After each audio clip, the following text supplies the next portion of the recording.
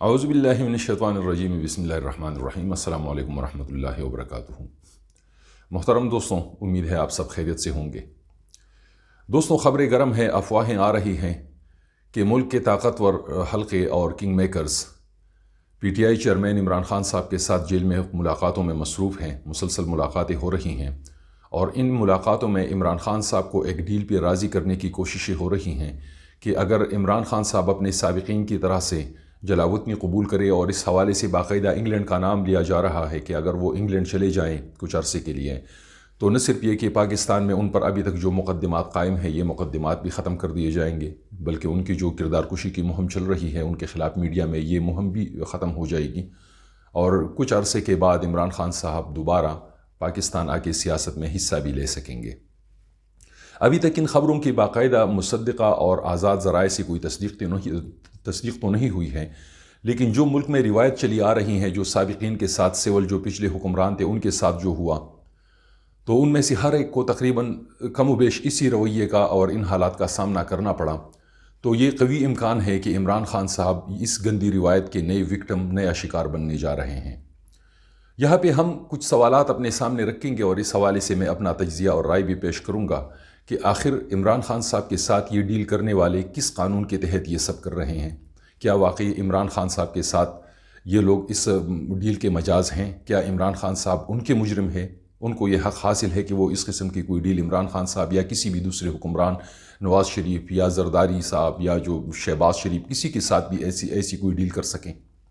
ایک تو یہ سوال ہم نے اپنے سامنے رکھنا ہے۔ دوسرا سوال یہ ہے کہ کیا سیاسی قیادت کو یا حکمرانوں کو، سول حکمرانوں کو جلاوطن کر دینے سے ملک و قوم کے کچھ مسائل حل ہو رہے ہیں؟ اس کا ملک و قوم کو کوئی فائدہ ہو رہا ہے یا الٹا اس کا نقصان ہو رہا ہے؟ یہ دو باتیں ہم ڈسکس کریں گے، لیکن اس سے قبل چند دلچسپ تاریخی واقعات ہیں جو میں آپ سب کے سامنے رکھوں گا، مختصراً ان کا ذکر کروں گا، اور یقیناً آپ میں سے اکثر لوگوں کو ان کے بارے میں پتہ بھی نہیں ہوگا۔ تو جب یہ واقعات آپ لوگ سنیں گے، ان کو سمجھیں گے، تو ایک تو آپ کو اس ملک کی جو تاریخ ہیں جو لوگ بتاتے نہیں وہ بھی سمجھ میں آ جائے گی، تھوڑی بہت ان کے بارے میں جانکاری ہو جائے گی۔ ساتھ ہی آپ لوگوں کو یہ بھی پتہ چل جائے گا کہ یہ جو گندی روایت ہے سیاسی اداروں کو، عوامی اداروں کو غیر مستحکم کرنے اور ان کو مضبوط نہ ہونے دینے کے لیے یہ جو سازشیں ہو رہی ہیں یہ کب سے چلی آ رہی ہیں۔ دوستو، پاکستان میں اقتدار، اختیارات اور غلبے کے حصول کے لیے سازشوں اور جوڑ توڑ اور اس سلسلے میں گٹھ جوڑ کا سلسلہ تو اسی وقت سے شروع ہو گیا تھا جب پاکستان بننے کی امید پیدا ہو چلی تھی، لیکن جب پاکستان بن گیا تب سے یہ لڑائی کھل کر ہر جگہ ہونے لگی۔ سول اینڈ ملٹری بیوروکریسی، اس کے ساتھ وہ خاندان جو کہ تاج برطانیہ کے نمک خوار تھے اور ان کے وفادار تھے اور ان کو تاج برطانیہ کی بھی حمایت حاصل تھی، اسی طریقے سے ملک کی سیاسی قیادت، عدلیہ، یہ سب اپنے آپ کو اور اپنے اداروں کو مضبوط بنانے، زیادہ سے زیادہ اختیارات اور زیادہ سے زیادہ غلبہ حاصل کرنے کی تگ و دو میں مصروف ہو گئے یہ سب۔ اور اس دوران کسی کو بھی یہ خیال نہیں رہا کہ اس ملک کا کیا بنے گا، اس قوم کا کیا بنے گا، نظریہ پاکستان کا کیا بنے گا، جس نعرے کی بنیاد پہ پاکستان بنا تھا اس نعرے کا کیا بنے گا۔ ایک ٹوپی ڈرامہ شروع ہو گیا، اور اس ٹوپی ڈرامے کے دوران پاکستان کے پہلے وزیر اعظم لیاقت علی خان نے 10 جنوری 1949 کو ایک قانون پاس کرایا۔ اس قانون کو پروڈا کہتے ہیں، PRODA۔ یہ بیسیکلی ایک ایکرونیم ہے جس کا فل فارم ہے public representative offices disqualification act, جس کا اردو میں ہم ترجمہ یہ کر سکتے ہیں کہ عوامی نمائندگی کرنے والے اداروں کی نااہلی کے لیے بنایا گیا قانون۔ بظاہر اس قانون کا مقصد یہ تھا کہ کرپشن اور دھاندلی اور اس قسم کی چیزوں کا سدباب کیا جا سکے۔ یہ اس وقت سے یہ کہانی شروع ہوئی تھی 1949 میں۔ قانون یہ پاس ہوا 10 جنوری 1949 کو، لیکن اس کو 14 اگست 1947 سے نافذ العمل تصور کیا گیا۔ پھر اس قانون کے تحت لیاقت علی خان صاحب نے اس وقت بہت سارے لوگوں کے خلاف ایکشن لیا، ان کے خلاف اس قانون کے تحت کارروائی ہوئی، اور بہت سارے لوگ اس قانون کی لپیٹ میں آ گئے۔ ان میں سے جو بڑے بڑے لوگ تھے ان میں اس وقت کے پنجاب کے وزیر اعلیٰ، سندھ کے وزیر اعلیٰ اور مشرقی پاکستان جو کہ اب بنگلہ دیش بن چکا ہے اس کے وزیر اعلیٰ اس قانون کی لپیٹ میں آ گئے، ضد میں آ گئے، اور یہ سب کے سب لیاقت علی خان صاحب کے سیاسی مخالفین تھے۔ حکومتی بینچوں میں سے، حکومتی حمایتیوں میں سے کوئی بھی ایک بندہ اس قانون کی ضد میں نہیں آیا، اور اس طریقے سے پاکستان میں یہ پہلا کالا قانون تھا جو کہ سیاسی اداروں، عوامی اداروں کو کمزور کرنے کے لیے بنایا گیا، اور یہ سلسلہ باقاعدہ طور پہ سرکاری طور پہ قانون کی چھتری تلے یہ سلسلہ شروع ہو گیا۔ پھر لیاقت علی خان صاحب کے بنائے گئے اس قانون کو 1954 میں پارلیمانی اقدار اور روایات کے خلاف قرار دیتے ہوئے ختم کر دیا گیا، اور اس وقت ملک میں اس ایک طوائف الملوکی اور انارکی کی ایسی صورتحال تھی کہ کسی کو بھی پتہ نہیں چل رہا تھا کہ اصل اقتدار کس کے پاس ہیں، اختیارات کس کے پاس ہیں، فیصلہ ساز کون ہے، پالیسی ساز کون ہے۔ اور ان حالات کا اگر آپ لوگوں نے جائزہ لینا ہے، ان کو سمجھنا ہے، تو اگر آپ کو تاریخ سے تھوڑا بہت شوق ہے تو اس کے لیے آپ اس وقت کے قائد اعظم کی یادداشت، یا ان کی بہن فاطمہ جناح کی کتاب مائی بردر، یا قدرت اللہ شہاب کی کتاب شہاب نامہ پڑھ لیجئے، تو آپ لوگوں کو اندازہ ہو جائے گا کہ پاکستان بنتے ہی کس قسم کی سازشیں شروع ہو گئیں، اور کس قسم کی ایک دوسرے کی ٹانگ کھینچنے کی کس قسم کی روایتیں ڈالی گئیں۔ خیر، لیاقت علی خان کے بعد پھر ایوب خان کا زمانہ آیا۔ ایوب خان کو اقتدار میں لانے والے بیسیکلی اسکندر مرزا تھے۔ اسکندر مرزا اس سے قبل محمد علی بوگرا کے کابینہ میں وزیر داخلہ تھے، لیکن اس نے اس وقت کے پاکستان کے تیسرے گورنر جنرل ملک غلام محمد سے استعفیٰ لینے میں، اس کے خلاف سازش کرنے میں کلیدی کردار ادا کیا، اور اس نے ملک غلام محمد سے استعفے پر دستخط بھی کروائے۔ اور جب ملک کے تیسرے گورنر جنرل ملک غلام محمد سے استعفیٰ لے لیا گیا تو اسکندر مرزا پاکستان کے چوتھے گورنر جنرل بن گئے، اور اس کے بعد وہ ملک کے پہلے صدر بن گئے۔ اس سے قبل ملک میں صدر کا عہدہ نہیں تھا، گورنر جنرل کا عہدہ تھا۔ یوں اسکندر مرزا ملک کے پہلے صدر بن گئے۔ صدر بننے کے بعد اسکندر مرزا نے ایوب خان پر اپنی مہربانیوں کا سلسلہ جاری رکھا، ایوب خان کو مضبوط کیا، اور اس کو ہر وہ گر سکھایا کہ جس کے ذریعے سے ایوب خان زیادہ سے زیادہ اختیارات اور طاقت حاصل کر سکیں۔ اس کی وجہ شاید میرے خیال میں یہ بھی ہو سکتی ہیں کہ اسکندر مرزا ایک فوجی آدمی تھا، پاکستان بننے سے قبل یہ برٹش رائل آرمی میں افسر تھا۔ شاید اس وجہ سے اس کو سیاست سے، سیاسی لوگوں سے، عوامی اداروں سے نفرت تھی، الرجی تھی، اور وہ فوجی اقتدار ہی کو پاکستان کے لیے بہتر اور مضبوط اور مستحکم سمجھتا تھا۔ ایوب خان کے لیے اس نے ہر رستہ کھولا، اور اس کی دور میں، اسکندر مرزا کے دور میں سیاسی ہلچل کا یہ حال تھا، عدم استحکام کا یہ حال تھا کہ اس نے 2 سال کے قلیل عرصے میں 4 وزرائے اعظم کو گھر روانہ کیا، ان کو فارغ کر دیا، اور آخر میں اسکندر مرزا نے اپنی ہی پارٹی کی کابینہ کو معطل کیا، آئین کو معطل کیا، اور ملک میں ایوب خان کے ذریعے سے مارشل لا لگوایا۔ مارشل لا لگنے کے بعد ایوب خان اور مضبوط ہو گیا، اور پھر ایوب خان نے آخر اسکندر مرزا کے ساتھ بھی وہی سلوک کیا جو اسکندر مرزا نے اس سے قبل دوسروں کے ساتھ کیا تھا۔ ایک روز اعلی صبح اس کے گھر پہ چھاپا مارا گیا، اس کو اور اس کی بیگم کو خواب سے اٹھایا گیا، جگایا گیا، اور ان کو سلیپنگ گاؤن میں ہی، ان کو کپڑے بھی تبدیل نہیں ہونے دیا گیا۔ یہ تاریخ کے واقعات میں لکھا ہے کہ ان کو سلیپنگ گاؤن میں ہی بغیر کوئی سامان اٹھائے بیک بینی و 2 گوش بے سر و سامانی کی حالت میں گاڑی میں بٹھایا گیا، وہیں سے ان کو ماڑی پور لے جایا گیا کراچی کے ہوائی اڈے پہ،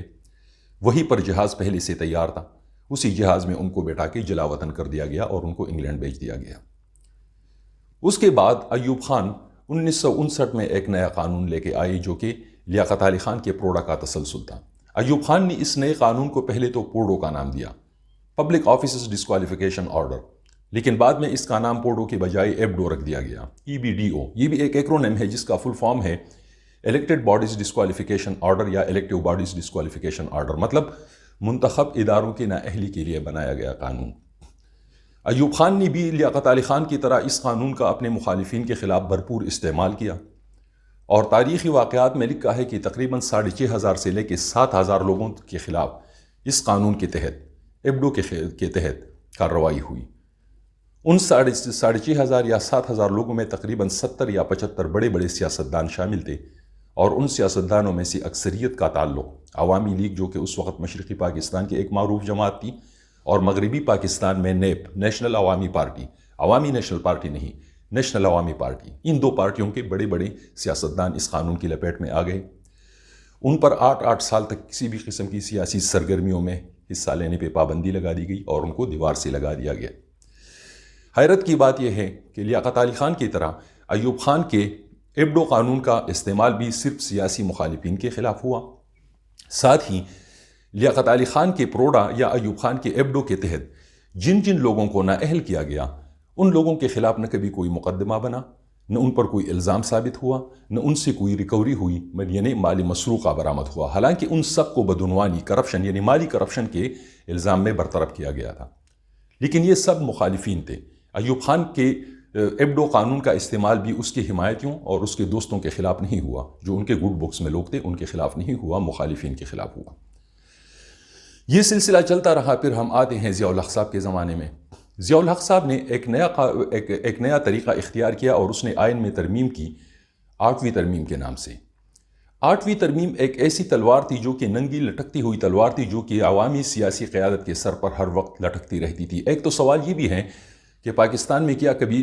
سیاسی عوامی حکومت آئی بھی ہے یا نہیں، لیکن جو برائے نام سیاسی قیادت تھی اس کے سر پر یہ تلوار ہمیشہ لٹکتی رہتی تھی۔ اور اس قانون کے تحت صدر کو بہت ہی زیادہ اختیارات کا مالک بنا دیا گیا۔ اس کے بعد پاکستان کے پارلیمانی نظام کی مثال آدھا تیتر آدھا بٹیر والی ہو گئی، یعنی عوامی پارلیمانی نظام میں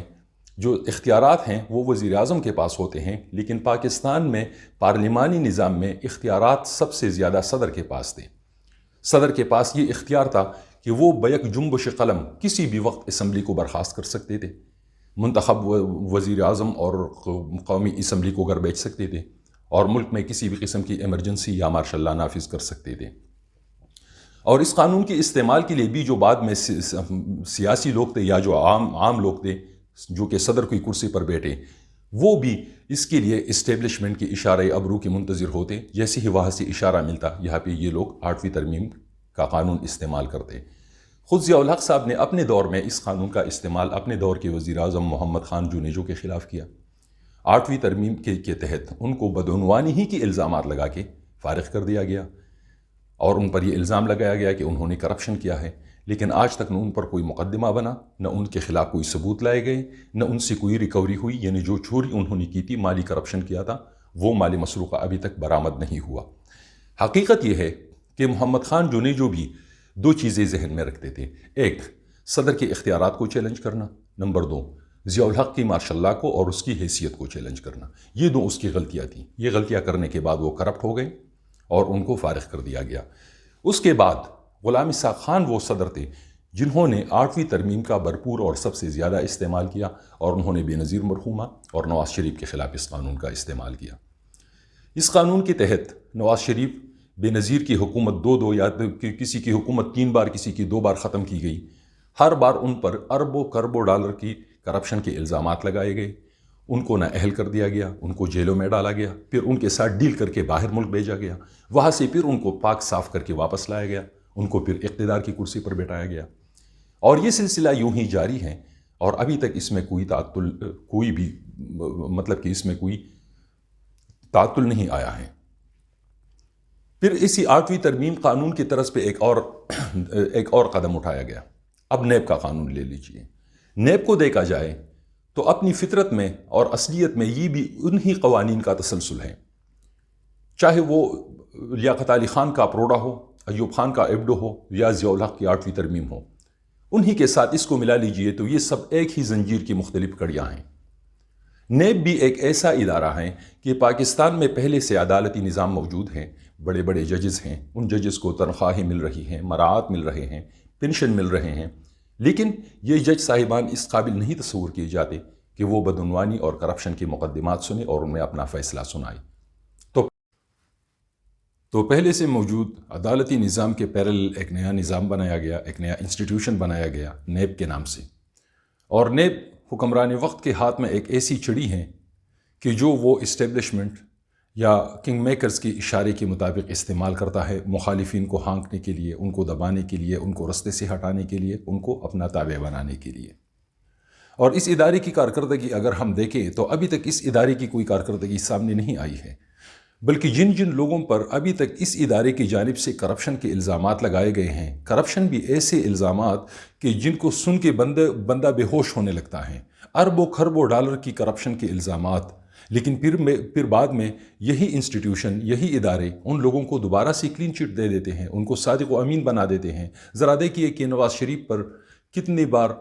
کرپشن کے الزامات لگے، ان کو معطل کیا گیا، ان کو بے دخل کیا گیا، جلاوطن کر دیا گیا، پھر ان کو امین و صادق بنایا گیا۔ ابھی دوبارہ ریسنٹلی ماضی میں جانے کی بجائے اگر ہم ابھی دیکھیں تو نواز شریف کی پچھلے دوری حکومت میں ان پر کرپشن کے کس قدر شدید الزامات لگائے گئے، پھر ان کو جیل میں ڈالا گیا، پھر ان کو باہر بھیج دیا گیا، اب ان کو واپس لایا گیا ہے اور پھر ان کو لانچ کرنے کی تیاریاں ہو رہی ہیں۔ تو اس تمام یہ جو تسلسل ہے، اس کا ملک و قوم کو کیا فائدہ ہو رہا ہے، ملک و قوم کو اس سے کیا حاصل ہو رہا ہے سوائے نقصان کے، اس پر ہم بات کرتے ہیں۔ لیکن اب آتے ہیں واپس عمران خان صاحب کے مسئلے کی طرف۔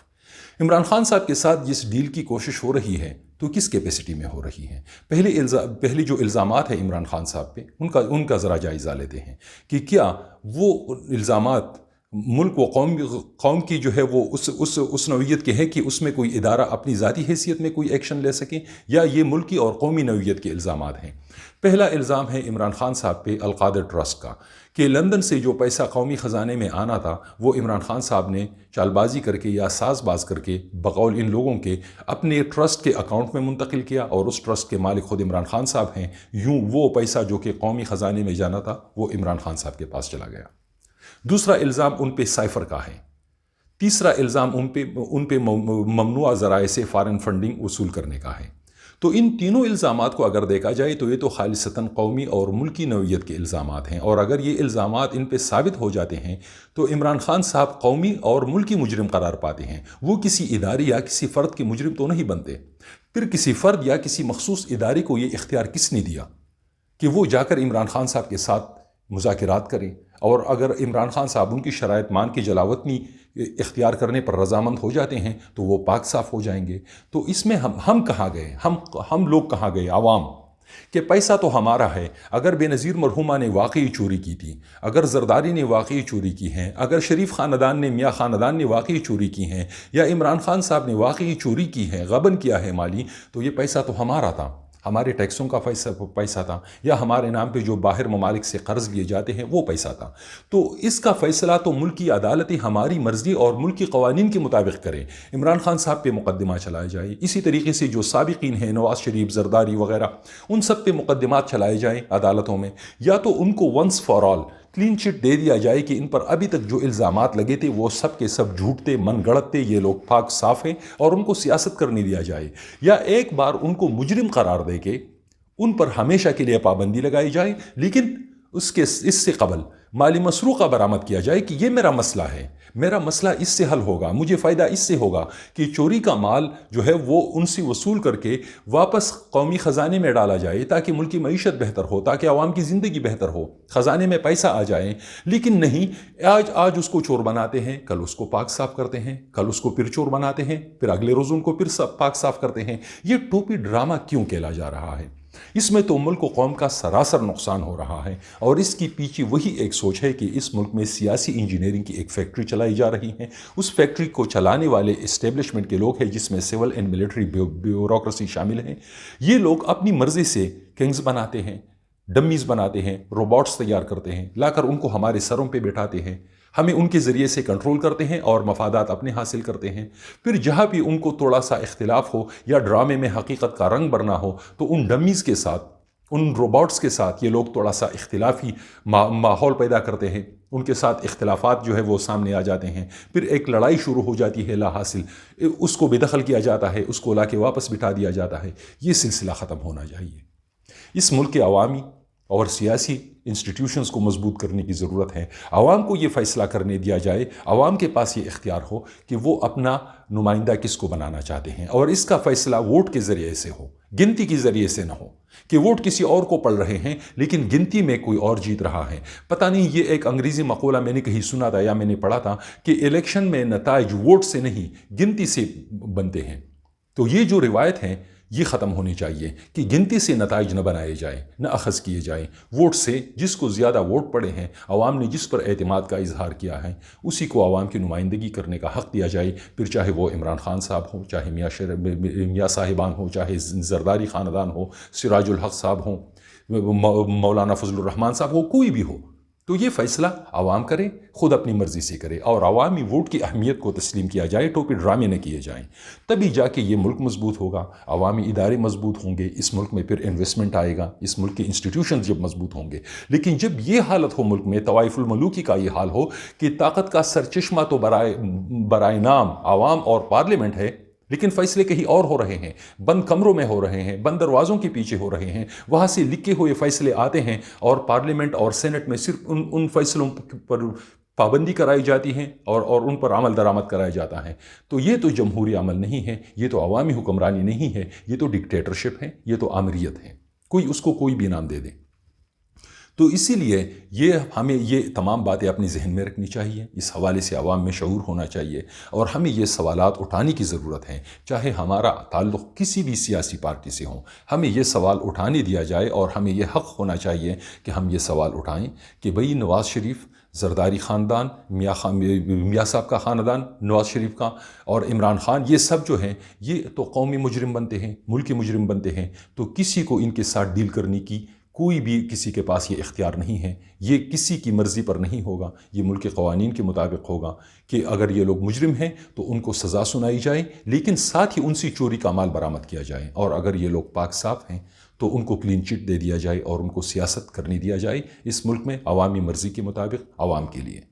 یہ میرا تجزیہ اور میرا پیغام تھا اس حوالے سے۔ آپ بھی اپنی رائے اس حوالے سے ضرور شریک کیجیے گا، اور اپنا بہت خیال رکھیے گا۔ اللہ حافظ۔